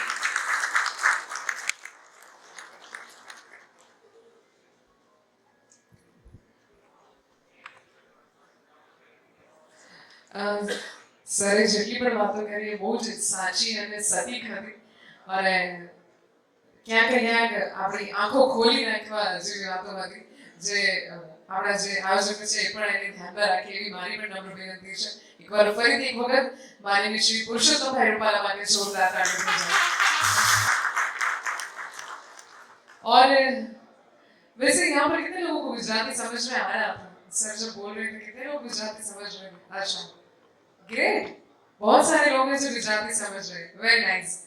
तो अभी वक्त आ चुका है कि हमने आज हम यहाँ पर जो भी बात करें, जो डायरेक्शन में जाने की बात करें, उसके लिए हमने एक नॉलेज पेपर क्रिएट किया है जिसका हम लॉन्च करने वाले हैं। तो वो लॉन्च के लिए आप सब लोग तैयार हैं? Everyone are you ready? I want to listen to you. Come on, are you ready, everyone? Great. I want to invite on stage Mr. Amit Khare. Please come on the stage for this launch ceremony. Amit sir को बुला लीजिए। उनके बिना कैसे हम launch करेंगे? Yes. तब तक मैं यहाँ पर जितने भी हमारे मंच पर उपस्थित हमारे मेहमान हैं उनको भी आमंत्रित करती हूँ कि आप भी ये लॉन्च में हमारे साथ जुड़े। लेकिन उससे पहले आई वुड रिक्वेस्ट कि प्लीज हमारा जो नॉलेज पेपर है वो आप स्टेज पर लेके आइए। हम चाहेंगे हमारे आज के जो मुख्य मेहमान है माननीय Shri Purushottam bhai Rupala and doctor PK. Singh वो ये जो नॉलेज पेपर है उसका लॉन्च करें। हाँ थोड़ा क्रॉस। अमित जी को बुला लीजिए। यस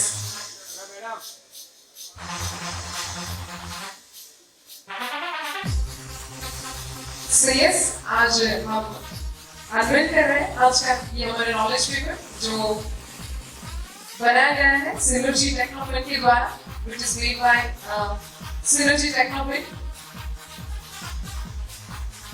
एक बार जोरदार तालियां होनी चाहिए। Can we allow music please? Here we are launching most anticipated knowledge paper by Synergy Technoprint, a document that promises to guide our decision with data, direction and insight।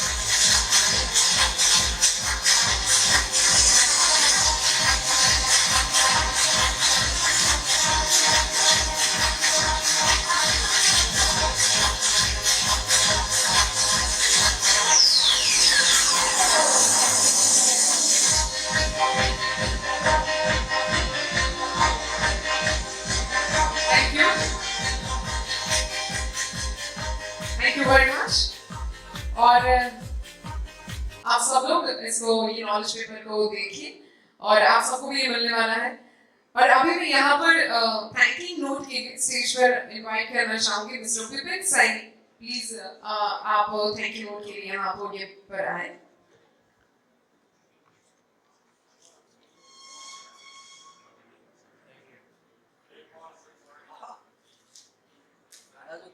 Very warm good morning to everybody। बहुत बहुत शुक्रिया रूपाला जी यहाँ आने के लिए। और मैं शुरुआत ऐसे करना चाहूँगा कि शायद आपको पता नहीं कि आज आपके सामने कौन बोल रहा है, लेकिन 4 साल पहले सोलर में आपने मेरे को एग्री जर्नलिज्म के लिए अवार्ड दिया था। मेरी 2 पुस्तकें आपने इनाग्रेट की थी। बहुत बहुत धन्यवाद सर। आज आपके साथ बैठ के बड़ा अच्छा लगा। और this young lady over here just a question, कितने लोगों को गुजराती आती है? How many people knew Gujarati?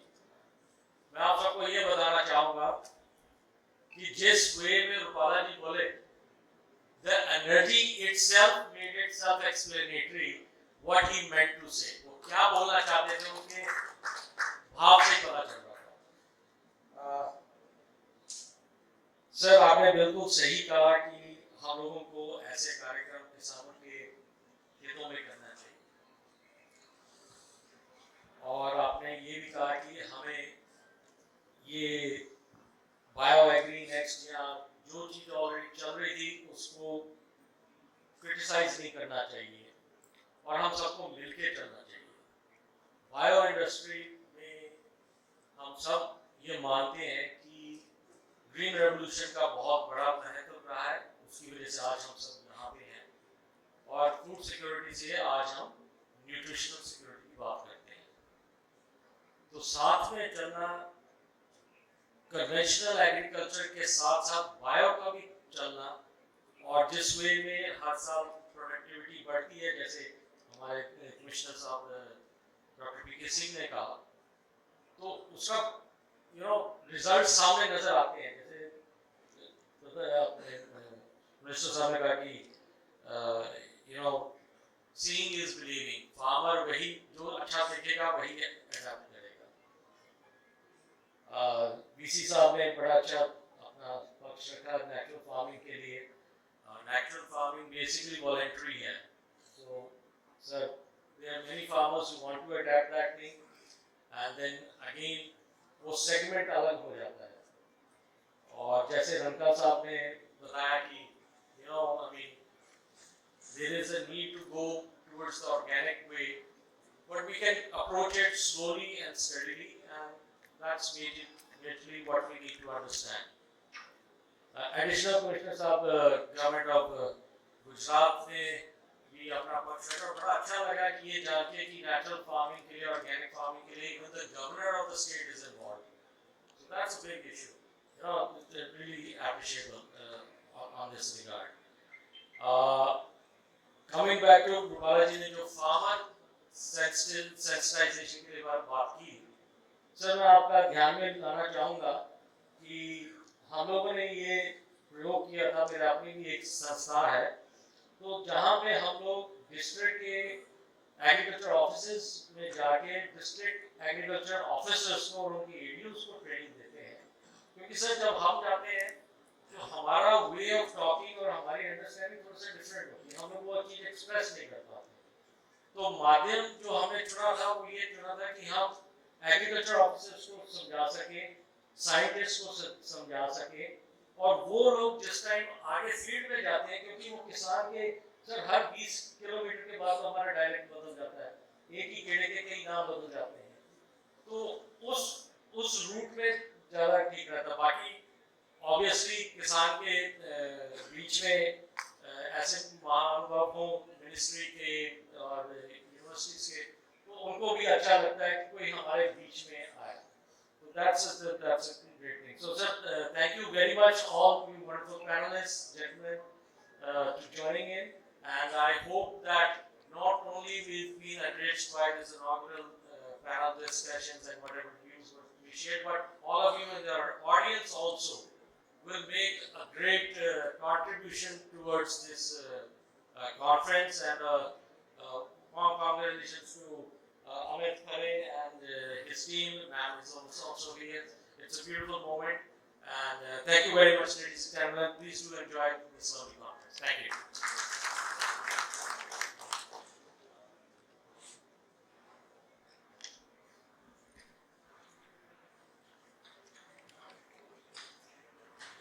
Thank you so much, Mr. Vipin Saini. आप सबने सबका जो thank you note दिया उसके लिए thank you very much.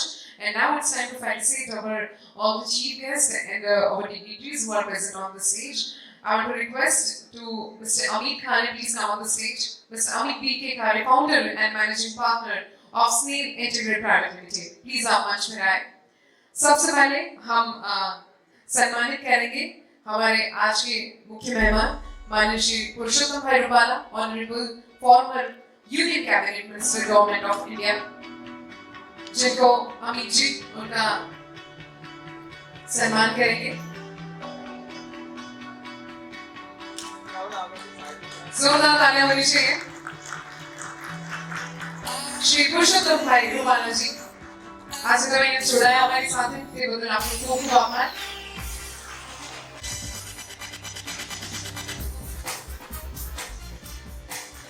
Now I request to Amit ji to felicitate Dr. P.K. Singh, Agriculture Commissioner, Government of India.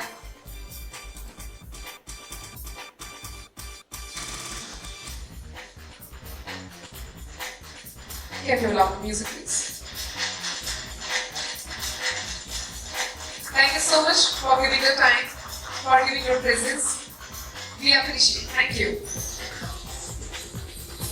Now I request to Mr. Amit to felicitate Dr. C.K. Tibaria, Vice Chancellor, Gujarat Natural Farming Science University, Halol, Gujarat.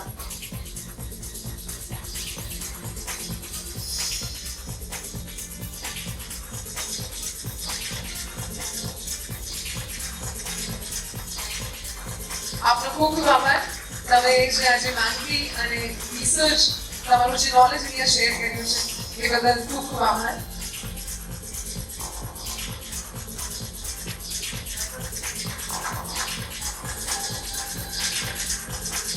Now I request Mr. Amit to felicitate Dr. M.S. Rao, Chairman of the Bioagrinext Organizing Committee and Corporate Principal Scientist and Head of Entomology and Nematology Division, ICAR, IIHR, Bangalore, India. Now I request Mr. Amit to felicitate Dr. Ajay Ranta, Co-Chairperson of Bioagrinext Organizing Committee and Chairman and MD Zylex Group.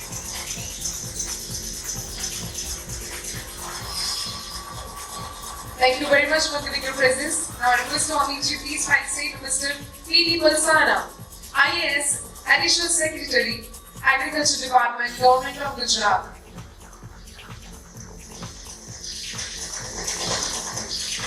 Now I request you to felicitate Mr. Vipin Saini. Vipin Saini, CEO of Vasai.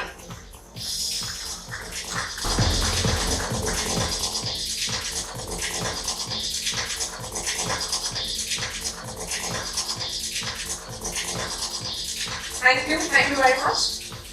Yes, now we will take one group photo. आप सबके साथ एक group photo लेंगे. अमित जी आपको join करेंगे.